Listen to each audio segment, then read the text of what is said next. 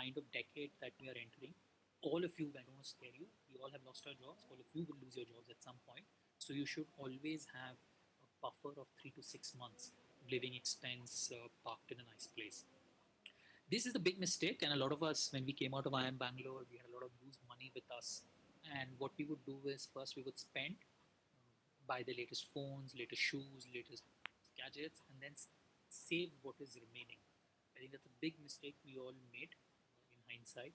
And what you should do when all of you enter the job market is whatever salary you get, save 50% of it first. And I'll tell you how to allocate that. The remaining 50%, you live your life and you're funding with it. So first you save, then you spend. What we did is the other way around. It's a very bad mistake. The next thing is investing errors. I'm moving to the right hand part of the slide. So personal finance is not meant to be sexy. For some of you wondering, that's Ileana De Cruz. The moment personal finance becomes sexy is when you start losing money. It is never a poker table. If somebody comes and tells you, oh, there, dude, there's this penny stock. I have done this fantastic research. I put 1 lakh into it 3 years ago. Today it has become 20 lakhs. Stay away from such a person and never get into recommendations like this. You will never make money. The markets in India are far too matured so that any of you can come up with any side. There are fund managers sitting with tons and tons of IIT and IIM grads doing this research every day. It's highly unlikely you will find an opportunity like this. It's just entering a poker table.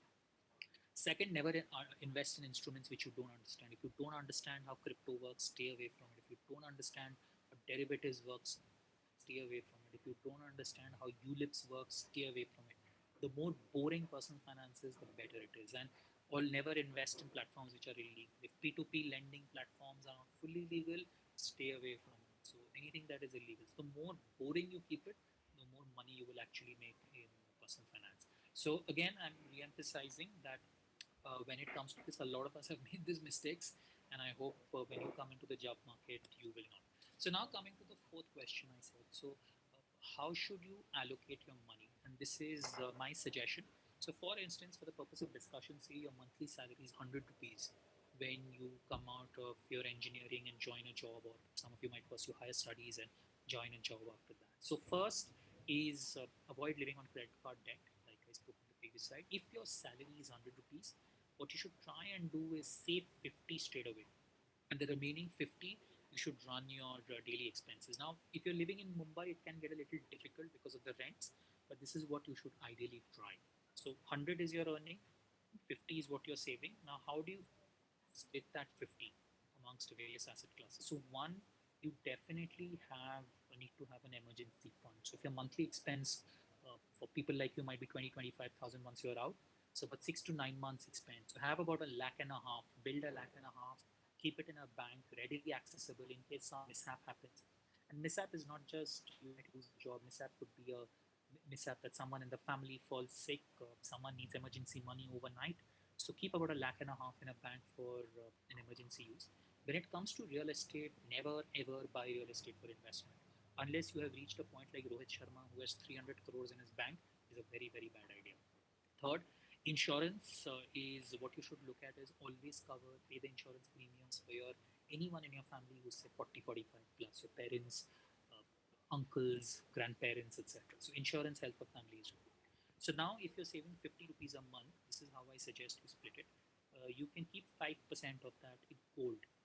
So like I said, gold is a diversification instrument. You can keep about 5% of the 50 rupees in gold. How do you buy gold? You don't need to buy the physical form. You don't need to buy biscuits. You don't need to buy jewelry. You can buy just gold mutual funds. If you go to valueresearchonline.com, there are many mutual funds that list. You can just go and buy gold from that.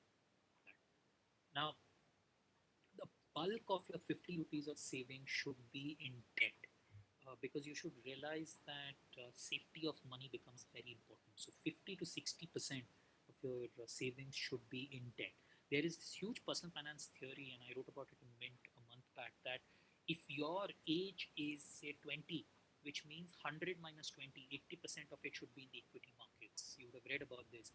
That's complete nonsense. That's not how life works, because that is basis the assumption that a lot of you will have careers like your fathers did, which were like 2 decade long steady careers in one industry. When your careers will be very very different, you will take gambles, you will do your own stuff.